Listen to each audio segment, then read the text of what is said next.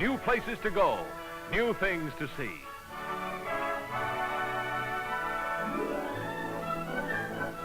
Every day of the year, every night of every day, millions of people planning, packing, arriving, departing on modern streamlined trains, to the familiar all aboard, to the clicking of wheels, music set to the rhythmic tempo of America on the move.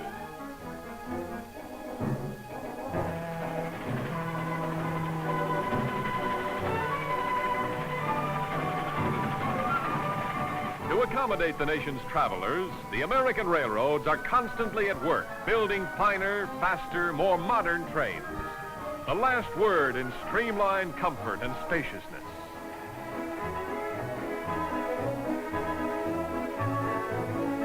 Today's passengers travel in cars which have been designed, built, and decorated to provide the ultimate in travel comfort, combining the ultimate in service and dependability with safety, speed, and economy.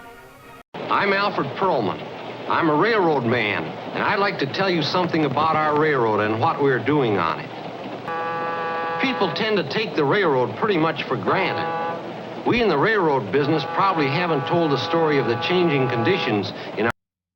I'm Phil Bell. I'm a railroad man too, and trains are in my blood. Today, railroads are telling the story of everything they do for America, right here on the All Aboard podcast.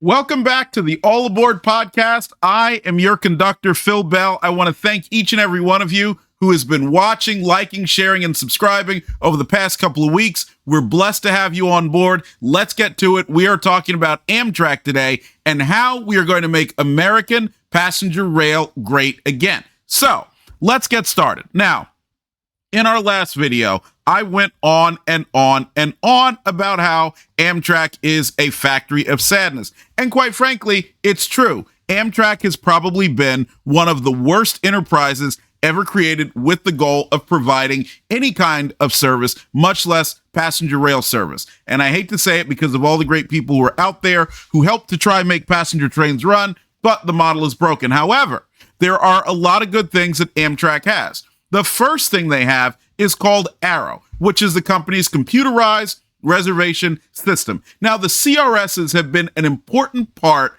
of American passenger travel for generations now. One of the earliest versions is American Sabre system, and adding to that, Eastern Airlines, the famous Eastern Airlines, was actually purchased by Frank Lorenzo, who then controlled Continental and several other air carriers in the mid-1980s, primarily because of System 1, which was Eastern's CRS. Now, Amtrak having its own CRS not only means that it has the ability to be a one-stop shop for somebody to call and make travel reservations, but it also means that they have the ability to effectively yield manage and otherwise. So Arrow, being part of Amtrak and having been so for a very long time, is a very important asset that Amtrak has that can make America's passenger trains great again. Now, the second valuable asset that Amtrak has that we often overlook that can be beneficial to the next generation of American passenger rail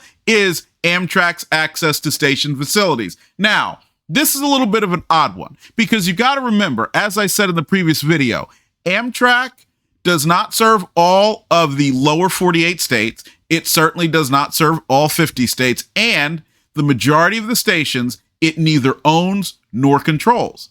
However, it does have access to these locations where people presently board and alight trains. So what does that mean? Even though the vast majority of the American population does not ride Amtrak and does not take the train for any reason, they do know where to get on the train and to pick people up who've arrived in town. That is an incredible asset, and that can be used to expand and improve passenger rail in the future. Following that, let's talk about Amtrak's access to freight rail routes. Now, if you and I would like to run our own private passenger train, we can certainly put in a call to someone like the Union Pacific or the BNSF or otherwise, and depending on who we're talking to and how well we've prepared our proposal, we may get an interesting response. It may be a positive response, but in most cases, it's usually negative, and that's largely because the freight railroads have heard over years and years and years from a myriad of people who would like to utilize their lines, and they always have to balance this against the needs of their freight customers, as we talked about when it comes to Amtrak's trains. However, Amtrak has the statutory authority to access just about every railroad line in the country. To be clear now, that does not mean they can simply waltz in and call up and say, hey, we're going to run a train down this line that hasn't seen passenger trains in 50 years, and we're going to start doing it tomorrow. They have to come to agreements with the freight rail carriers. They have to invest, generally capital investments, to improve the track in most cases and make sure enough capacity remains available for both the freight and the passenger trains, but they do have that access. And I would liken this to owning a prime piece of real estate in the middle of a downtown core of a major city, except that what you have on that prime piece of real estate is a dilapidated old building that is just about to fall down. So what we all know about that is, of course, in those instances, there's usually something to build on, and that's what Amtrak has here, and that asset can be used to help improve passenger rail for years to come. Next, I would like to talk about the Metropolitan Lounge. Now, if you have been in some of Amtrak's big city terminals, such as New York City, Washington, D.C., and Chicago, you've probably seen the Metropolitan Lounge, and maybe you've been in it. The New York City Metropolitan Lounge in the Daniel Moynihan Train Hall at Penn Station is by far the best. What's so interesting about this is it very closely approximates an airline lounge. And if you haven't been to an airline lounge, and quite frankly, I know a lot of us have not, because most, or I shouldn't say most, but many of you might be like me, not have status on an airline, and therefore find yourself locked out of these great lounges. And I think I covered this in the last episode, but I went to Houston a few years ago with my former boss, and that was the first time I'd ever been in an airport lounge. And I always struggled traveling. I love to travel, but I'm not great at it. And I was thinking, look, this is going to be another place with these hard plastic seats. There's going to be some kids crying and screaming over here, over there. There's going to be chips and whatnot all over the floor. The Wi-Fi is going to be infested with scammers, you name it. Well, I went in the lounge, and it was like a totally different world. It was comfortable. It was nice. It was inviting. They gave me champagne for free. I couldn't believe it, but that's what you get there. Well, the Metropolitan Lounge in New York City, as I said, it very closely approximates that, and it has the ability to be replicated in not just big city train stations that Amtrak currently serves, but around the world. Now, I want to be clear. We are only talking about the New York City Metropolitan Lounge, not the one in Washington, D.C., which is just about one step away from convenience store chic. We are not talking about the one in Chicago, which is reasonably well appointed, but they won't let you in there unless you have a ticket on a first class or high class train. And if your train doesn't have first class accommodations, as I found out the hard way last summer, they won't let you in no matter how much money you offer them. So they're not all great, but the one in New York City is a great template to be replicated to benefit passenger rail in the future. Going on, the next asset that I want to highlight that Amtrak has that is very good is the rewards program that includes a co-branded credit card. The co-branded credit card is currently run with the First National Bank of Omaha, but as we have seen, rewards programs are incredible drivers of the passenger transportation business. And you need look no further than any of the major airlines. If you ever wonder why it is that the flight attendants will try to get you to sign up for one of those credit cards while you're on board the plane, is because these have become the driving force behind the airlines. In fact, that is a much more lucrative business, the business of rewards, than actually providing passenger transportation itself. Therefore, they don't just keep the airlines afloat, they help make airlines into profit makers. And that is something that is underutilized at Amtrak. And by the way, the fact that Amtrak even has a rewards program is noteworthy because it wasn't that long ago, the 1980s, when Graham Claytor, who we love Graham Claytor, but he was against this, famously saying, I don't want, quote, some free guy taking up space on one of the Florida trains just because he had rewards. Well, if Graham Claytor had known how big it could be, he would love for those free guys to be there because, of course, they spent a lot of money on Amtrak and earned the free travel that they would be utilizing. And the last major asset that I want to highlight that Amtrak has is called PRIL, Passenger Railroad Insurance Limited. PRIL was incorporated in 1996 in Bermuda as an insurance company captive to Amtrak that provides for its property and liability insurance needs. What PRIL has is close to 30 years of understanding the passenger railroad market from an insurance standpoint and understanding the risks that are associated with it.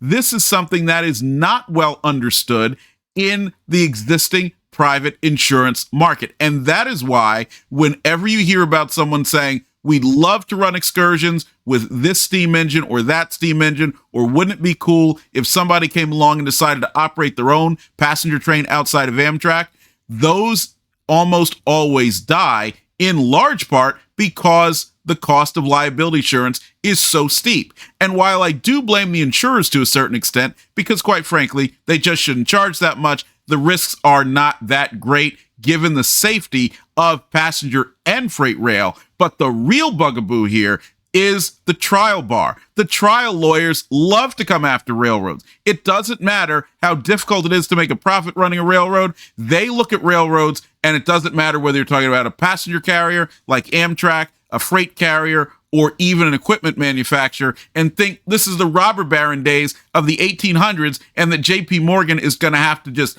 shell out for whatever it is that's there. And I know this from experience trying to find insurance with the phrase, but for liability to completely indemnify, incidentally, Amtrak for a project that I had proposed. The amounts are often so high, they would wipe out almost any profit that you could hope to generate with many of the proposals that are out there. Therefore, PRIL, if it became a private entity, would have the ability to help reset the market in a positive way by lowering costs and not lowering liability thresholds, but lowering the cost to obtain those liability thresholds. And I should make one more comment here because I misspoke a few moments ago. While those are some of Amtrak's greatest assets, I also do not want to ignore Amtrak's people, or I should say Amtrak's rank and file. So many of these folks, whether we're talking about the bartenders, whether we're talking about the conductors, the engineers, maintenance people, and so on, so many of them work very hard and do a lot of good things. And even though I will continue to come on this platform and continue to castigate Amtrak, and I will most certainly castigate those who don't do a good job and are adversarial to the passengers, me included, I also want to honor and point out those who do a very good job and work hard in a system that was built to fail and that cannot succeed. Therefore, if you do see any of these people while you're riding the trains, they're working hard, they're doing what it takes to serve you good food, make sure the train operates safely, make sure your baggage gets to go where it's supposed to be, they're cheerful with you when you get to the station, and so forth. Make sure to thank them because they do have a very difficult task. And the fact that the trains are operated so poorly often makes their job even harder. So I want to make sure to make that clear, and also to point out that they are also an asset that can help make America's passenger trains great again. Now that we've pointed that out, you probably want to know, Phil, how are you going to solve this problem? You gave a lot of big talk in that last episode where you said, we're going to do X, Y, and Z and all this great stuff. So here is my plan. The first thing I'm going to do is reorganize the operating system. We've seen something like this happen at times in Amtrak's past, and this goes back to the late 1990s when Amtrak created its business units. So you had Amtrak West, Intercity, and Northeast Corridor, and Amtrak's system was divided into these business units, although for all intents and purposes, you and I as passengers would not have known this unless we were rail enthusiasts. Well, dividing Amtrak into these business units ultimately had no notable impact. There were some, apparently, the stories go, that there were some turf battles internally about who should control what and how much this business unit has to pay that business unit for the use of this asset or that asset. And ultimately, it was just blown away, and Amtrak was quote unquote reintegrated again. However, I do believe the concept of having business units is very effective. And the reason why I want that is because I want Amtrak to be broken up into bite-sized pieces that can ultimately be privatized. And so that would be my ultimate goal if President Trump were to call me up and say, Phil, I want you to be the next Amtrak CEO. The way I would reorganize it would be along the following structures. First would be the Penn Central District. Now, the idea of the Penn Central District, as with all the others, is to put the trains based on as close as possible to the railroads that were operating before Amtrak started on May 1st, 1971. Now, given a lot of the changes in the railroads that are operating today, tracks that have been removed, in a few cases, tracks that have been added, and adjustments to the route structure, they're not going to come along strictly as in, yep, these trains used to be Penn Centrals, those are Baltimore and Ohio's, and so on. So there will be a little bit of change, but you will see why I'm doing what I'm doing. So the Capital Limited, the Lakeshore Limited, and the restored Broadway Limited, as well as the Keystones, would comprise the Penn Central District. And this largely consists of former Pennsylvania and New York Central lines, as well as some trackage that was operated by the Baltimore and Ohio. The reason for the Penn Central District is a lot of these trains. So you consider the Broadway Limited, the restored Broadway Limited, which would replace the Pennsylvanian, which I consider to be a dead end, largely because of its travel times and the fact that it only operates as far west as Pittsburgh and then requires through passengers, again, the people who we were spotlighting in the previous video who need to go between intermediate points to now change trains to get on the Capital Limited, which is currently the Floridian, another story that we can discuss later. In order to continue their journey into the Midwest at very, very inopportune times in a very desolate and depressing Pittsburgh station. So I want to eliminate that. But more to the point, what I want to do is give the people, the general manager, and the very small flat management structure that would manage the Penn Central District the ability to build a true network within this region. And so we're talking about Pennsylvania. We're talking about the majority of Ohio, portions of Indiana, as well as New Jersey and into New York City. So many people utilizing the Pennsylvania Turnpike, Interstate 80, and so forth follow this path, and portions of Interstate 90 as well follow these paths already. They have extensive amounts of commerce within this region, and therefore, by combining these together in one district, that general manager and his team will be able to build and expand the network within. And we're not just talking about adding more trains to different places. We're talking about adding additional cars on the trains that are currently operating, as well as serving special events and special needs among those who are traveling in this area. And the same thing would be replicated across the country.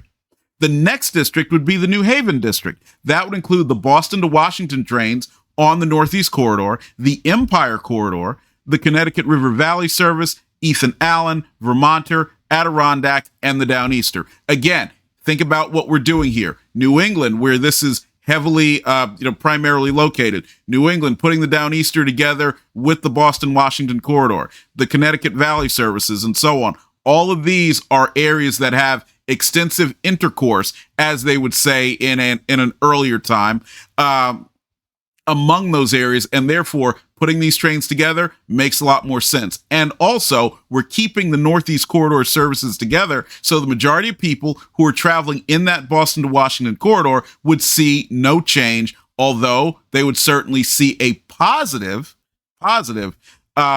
change in in terms of being able to, for example, if there's a big Comic-Con in New York City, the New Haven district is going to be able to put more cars on to accommodate those people. They'll be able to work with the organizers of that convention in order to carry them at special rates and so on, and do a lot to help stimulate business, something that a national enterprise would be unable to do, and it would be unwise for the national enterprise to do so. The Silver Star, Silver Meteor, Carolinian, Piedmont, and the Restored Champion, which for me would replace the Palmetto, would become part of the SCL district. That's for the Seaboard Coastline. Now, the SCL district would also handle the Restored Gulf Wind, and currently, rather than the Gulf Wind going all the way to Jacksonville, which is what I would expect from New Orleans to Jacksonville, it's presently expected to operate between New Orleans and Mobile. If that train does come about, as is expected, that would be added to the SCL district. We have the Illinois Service, Lincoln Service, Borealis, Hiawatha, Missouri River Runner, and the city of New Orleans. Combined into the ICG district for the Illinois Central Gulf. Why are we doing this? There is so much of a very dense area in radiating from Chicago. Now, of course, it's not all Chicago land, because once you get outside of Chicago, you get into Indiana, or you start going up into Wisconsin toward Milwaukee and so on. Certainly you're not part of Chicago, but it is a major regional hub. Almost all of those trains either directly serve that hub or connect with those that get into it. What we want to do is make it so it is possible for you to get from locations outside of Chicago to other areas outside of St. Louis and outside of Kansas City. And rather than having to compete in terms of capital assets with other parts of the Amtrak network, the new ICG district would be able to do that much more effectively. And again, as we talked about, whether it's the Penn Central District or otherwise, they will be able to meet the needs of those areas. Adding stops, deleting stops, you name it, adding additional trains where possible. And as with all of the other districts, the ICG district would have its own locomotives, its own cars, and its own crews that it would work with and be able to add to these as needed. Next, the Michigan Services, the Pere Marquette district, or Pere Marquette, depending on how you pronounce it. The Southwest Chief, the Texas Chief, which would be the expanded Heartland Flyer, the Texas Eagle, the Sunset Limited, and the Pacific Surfliners would become the Santa Fe District. Empire Builder, California Zephyr, and Cascades Talgo would become the BN District for Burlington Northern. The Coast Starlight and San Joaquin's would be the SP District, and that includes Capital Corridor. And finally, we have the Cardinal and the Crescent becoming the O&A, the Orange and Alexandria District. And the reason why I put those two trains together, I know you're probably wondering, well, wait a minute, Phil, one of those goes through Cincinnati and goes on to Chicago. The other one goes down to Atlanta and eventually New Orleans. Well, the reason why I put those together is because they do share a lot of the same routing between Washington, D.C. and Charlottesville, Virginia, which is part of a burgeoning corridor, but also because there was a very long and extensive relationship between the Southern Railway and the Chesapeake and Ohio. And ultimately, what we're doing isn't so much hearkening back to history, but we are recognizing traffic patterns and arranging trains accordingly. Now, as time goes on, as the districts grow in terms of their breadth, you would certainly see a fair amount of reorganization. I do foresee one day, in a circumstance where trains are privately operated once again, that the Crescent would become part of a broader amount of service or broader network of service that operates along former Southern Railway lines, and then a portion along former N&W routes that include Virginia, as well as going down into the Carolinas and into Georgia. But for now, we would do that organization and then reevaluate as time goes on. Or, I should say, the private operators who would follow us would do that reevaluation. So that is the first step, by dividing Amtrak into districts and simplifying the way the operations are constructed. The next thing I would do as part of this is asking ourselves a serious question. Why is it that we look at passenger trains as if they have to stand on their own? let me give you an example. So last week I went down to Tiny Tim's train and toy store in Ashland, Virginia. And by the way, if you're in Ashland and they consider themselves to be the center of the universe, that's what they call themselves, make sure to pay a visit to Tiny Tim's. The owner is terrific. The staff is terrific. They've got a lot of tremendous selection. And the only reason why I still have money is because I had to tell myself not to buy those Rapido E8s or anything else that they have there. A lot of great stuff. But while I was there, I saw 3 trains come by. CSX's IO31, which operates between New Jersey, northern New Jersey, Greenville Yard, and Jacksonville, Florida, and then 2 sailings, the northbound and the southbound of Amtrak's Floridian, which is the combined Silver Star and Capital Limited. So operating between Chicago and Miami on a schedule so slow you could probably walk there faster. And it gave me a thought. Each of those Floridians had something like 8 to 9 cars. Each of them had over 8,000 horsepower leading the train. At the same time, IO31, which came through with somewhere close to 80 cars, something like that, maybe even a little bit longer. And IO31, by the way, intermodal train. So this consists of containers and trailers. So TOFC, TOFC, trailer on flat car, COFC, container on flat car, as well as well cars and so forth, many which most of you are familiar with. It had the same amount of horsepower, in this case a pair of ES44 AHs from General Electric, same amount, but they did so much more with the capacity they were allocated. So let's ask ourselves a question. Why are we not putting intermodal freight, perishable freight, and even some general merchandise on the back of passenger trains? We look at mixed trains, which is what this would be called, as being something quaint from the mid 20th century, early 20th century, late 1800s. That was old school railroading. But when you think about it in terms of capacity and cost, there is absolutely no reason that should not be added to the train. And I had actually contemplated this years ago. Toys R Us, back when it was still in existence as the original Toys R Us, had a warehouse, and I believe it was in Hudson, Ohio, somewhere near where Amtrak's Capital Limited passed. And they were trying to figure out ways that they could use rail in order to serve their warehouse.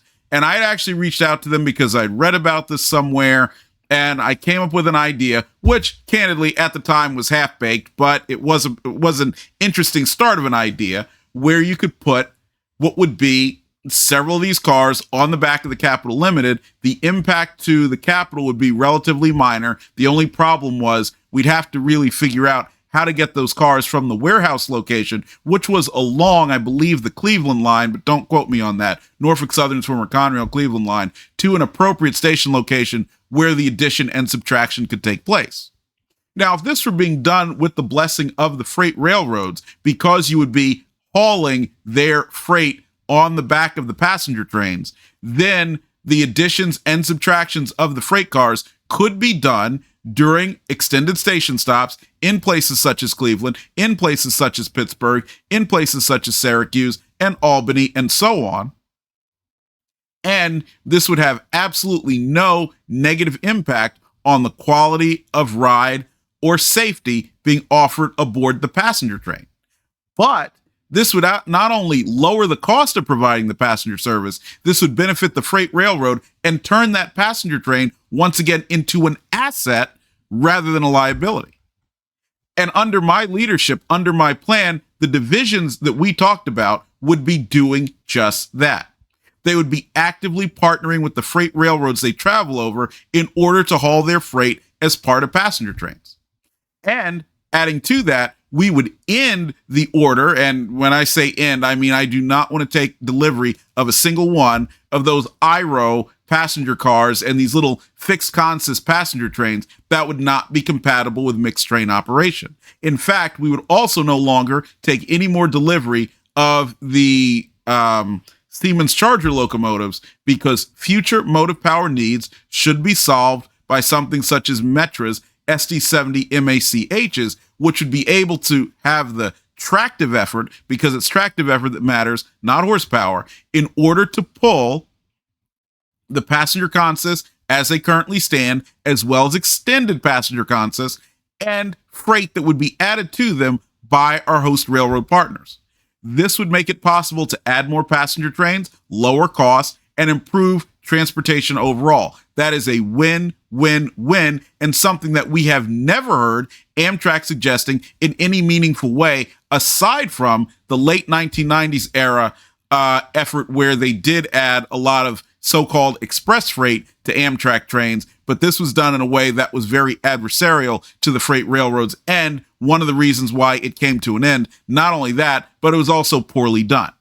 So that is my number 2 way of making America's passenger trains great again. Now, from there, this is where the real fun starts to happen. I'm going to one of my favorite places, and that's the stock market. And when I get there, I'm going to have a few things to sell.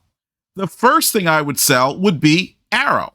I would sell a majority stake in the new Arrow Corporation, which would consist of Amtrak's computerized reservation service, their phone number, 1-800-USA-RAIL, and the rewards program combined with the co-branded credit card. And the purpose of the Arrow Corporation wouldn't simply to become a publicly traded reservation system. It would become a commercial website that would compete with Orbitz, Travelocity, Priceline, and so on. In addition to being a one-stop shop where you could go and book transportation on Amtrak trains, which would soon become privately operated passenger trains, you would also be able to eventually book tickets aboard airplanes, seafaring vessels, or otherwise. This would be a true commercial enterprise that would pay dividends on a regular basis and help to support Amtrak, the corporation. This would help to limit its reliance upon Congress and other public entities to support its continued existence and operation. And the most important thing here is that since the provision of computerized reservation system and the operation of a rewards program, since those have a much lower capital cost than operating passenger trains, you can be assured that as long as the entity is well managed, the Arrow Corporation will be able to pay consistent dividends and create positive net income for Amtrak, something that is completely alien to that company as it currently stands. But I wouldn't stop there. The next thing that I would put on the block would be PRIL, Passenger Railroad Insurance Limited. Just as with the Arrow Corporation, Amtrak would sell a majority stake and retain a minority stake in PRIL. And PRIL's mission would be simple: to provide insurance primarily for passenger rail service, but also for other lines that are similar: freight rail, tourist, commuter, you name it.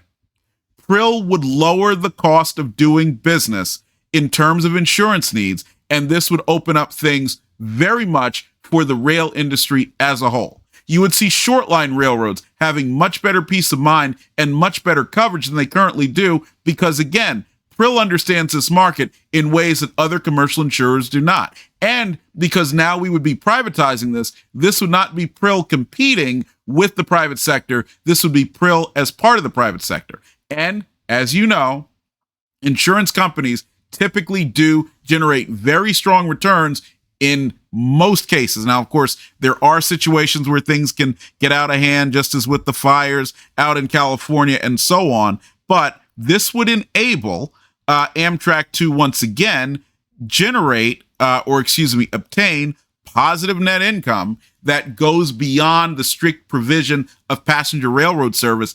And it would be coming from a source that is so much less capital intensive, meaning it will be easier to generate profits. And ultimately, the resulting entity will have a much better ability to remain successful on its own and not need any kind of intervention or support from the federal government.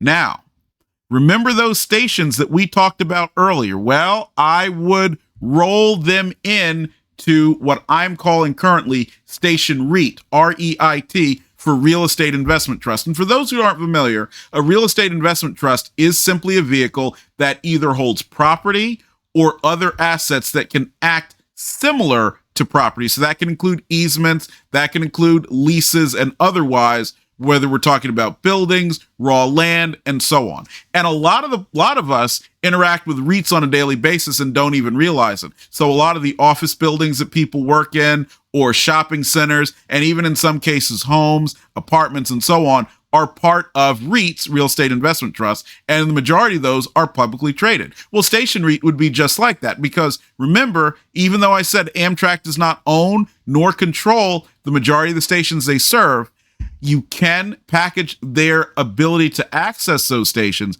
their easements, their lease agreements, and so on into a REIT and make it publicly traded. What I would add to that would be the Metropolitan Lounge Corporation. That would be a subsidiary of Station REIT. Now, you're probably wondering, well, Phil, wait a second. You told me there was only one good Metropolitan Lounge that Amtrak has. The rest of them are just absolute dogs. What's wrong with you? Where is this going? And why is this going to be beneficial? Well, remember what I alluded to earlier. I believe that Amtrak's New York City Metropolitan Lounge has the potential to be replicated everywhere. It can be replicated in city centers where there is no big train station. It can be replicated in train stations across the world, not just North America, across the world. It can be replicated in airports. This can be the place where just about anybody is able to go in and lounge as they need it. And every time somebody purchases a membership, purchases a day pass, or gets that co-branded credit card, which would be part of the Arrow Corporation and builds up status with the Metropolitan Lounge and with Arrow, that means more dollars that come into Amtrak's coffers that support the continued provision of passenger rail. And again, by making this something that is minority owned by Amtrak, they are able to collect dividends and benefit from the value of that asset. And also, and I should point this out because this applies to every one of the companies that I wanted to float on the public market, the ability for the marketplace, the stock market, to value these will also help improve the ability of the remaining Amtrak system to borrow and otherwise raise capital in the private markets in order to continue providing rail transportation service. Now, after we've done all this, there's two more things that are important. Number one is three. Number one is I want to find out how many trains that Amtrak is presently allowed to operate under its existing agreements and start doing it.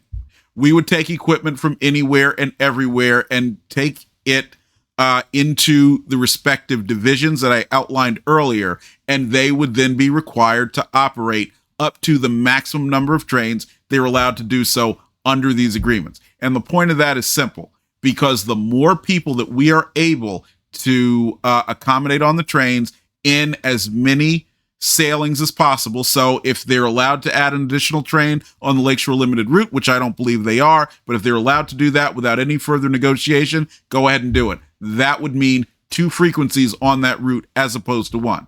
The same goes with the Broadway Limited. The same goes with the Silver Star and Silver Meteor and so on. Operate up to the maximum, and then let's start negotiating with the freight rail carriers on how we can go beyond that, what the costs are going to be involved, and how to partner with them. And also, let's remember that when we add, those additional trains, those additional frequencies, that also means there is now the ability, a new ability, to handle more freight by the freight rail carriers, as we talked about when we turn these trains into mixed trains. And that is capacity that they're adding without having to add additional locomotives, without having to add additional crews, and so on.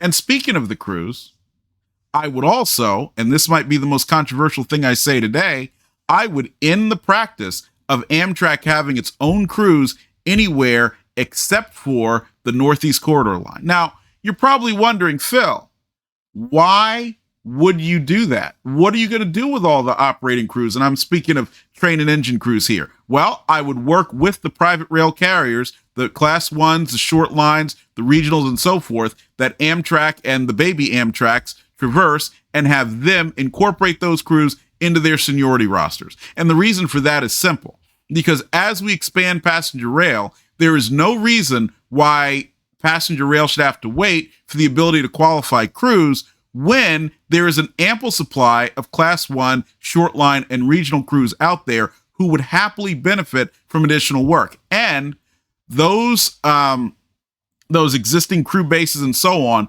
would be happy to take on the Amtrak employees who would be going to join them. Now, I'm not naive. I know that would require a fair amount of jiggering things around. There would be some conflict among a lot of the unions that are there, because that will mean seniority rosters are adjusted. That will mean some people who are currently passenger engineers for Amtrak would end up operating local freight service and so on. But ultimately, I think this would be beneficial for the employees overall, because they will ultimately have access to more jobs that they can work, and they will have access to greater pay, because both the passenger and the freight rail will be more successful if managed well, and I do expect that it would be, as we get away from Amtrak as being basically an invader in the Class 1 railroad infrastructure.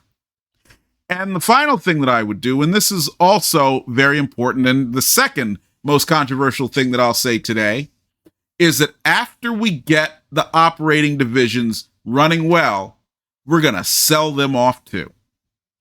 And the reason why we're going to do that is I want them to be private, because as we have talked about numerous times, the private sector has the best understanding of how to serve markets, and expecting that the public sector, which is very good at raising taxes, very good at making war, and very good at telling people what to do, is simply not good at providing effective, safe, and comfortable, as well as innovative and cost-effective passenger rail service. And so we want to get it out of that business. And what I would do is offer the operating divisions, first of all, to the private railroads that they travel over. And if they decline to do it or decline to take a majority stake, then I would offer them for sale either to others who are in the rail industry or would like to be, set up their own companies in order to do that, or sell them on the public market. And by the way, this has been done. Japan privatized their passenger rail service long, long ago, and I can't tell you how many people lust after the idea of going over to Japan to ride some of their trains. So to say that it's impossible, to say that it'll be ineffective, to say that it's unfair, to say that it's un-American, or to say that it is somehow going to preclude our ability to have strong passenger rail in America is simply not true. And by taking this plan, which is admittedly a very audacious plan, a very involved plan, and something that will not be done overnight, but implementing it and sticking with it will see our children and our grandchildren enjoying the type of passenger rail network that the folks in the 1930s, 40s, and 50s could only dream of, as opposed to weeping for the one we have. Now, what I want you to do is leave your thoughts, your comments, and your ideas under this video, because on the next one, we are going to go live. I'm going to read your comments. I'm going to read your thoughts. I'm going to put your information out there, because even if you don't agree with me, my goal is to get the conversation started and to make America's passenger trains great again. Thank you so much for choosing All Things Trains, and we will see you down the line.